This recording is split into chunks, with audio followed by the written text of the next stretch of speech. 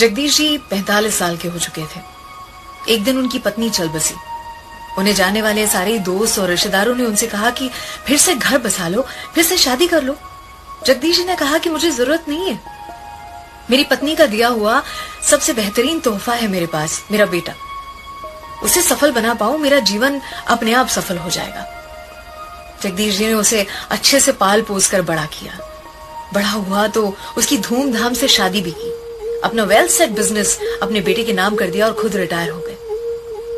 1 साल हुआ होगा इस बात को, और एक सुबह जगदीश जी थोड़ा जल्दी अपना नाश्ता करने बैठे हुए थे।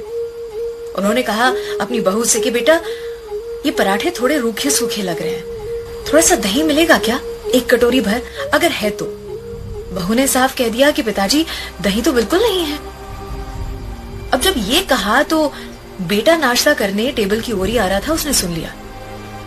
जगदीश जी अपना नाश्ता करके टेबल से उठ गए और उसके बाद बेटा और बहू दोनों नाश्ता करने बैठे। तब बहू ने ढक्कन के नीचे से 1 कटोरी भर के दही निकाला और अपने पति की प्लेट में रख दिया। बेटा उस समय तो कुछ भी नहीं बोला, लेकिन उसके दिमाग में वही चलता रहा। वो घर से निकला, अपनी नौकरी पर गया, दिन रात उसके दिमाग में वो 1 कटोरी दही की बात चलती रही।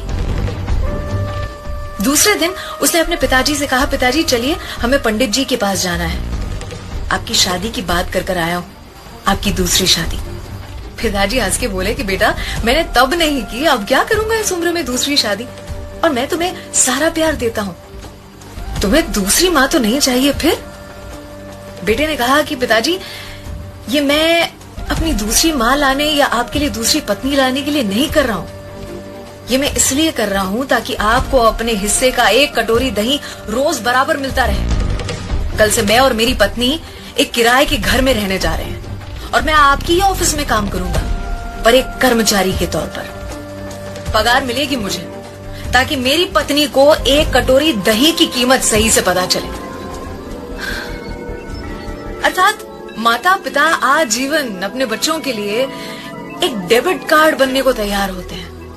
बच्चों को कब अक्ल आएगी कि वो माता पिता के लिए आधार कार्ड तो बने। वो कहते हैं कि पहला प्यार कभी भुलाया नहीं जा सकता, फिर लोग माता पिता को कैसे भुला देते हैं। अगर आपको ये कहानियां पसंद आती हैं तो रोज सुबह 7 बजे मुझे आपका इंतजार रहेगा, ओनली ऑन 94.3 माय एफएम। सलाम, दुआ, वणकम, प्रणाम, सत श्री अकाल। केम छो, सारू छे? अमदावाद आखोई मारू छे। अर्चना की ओर से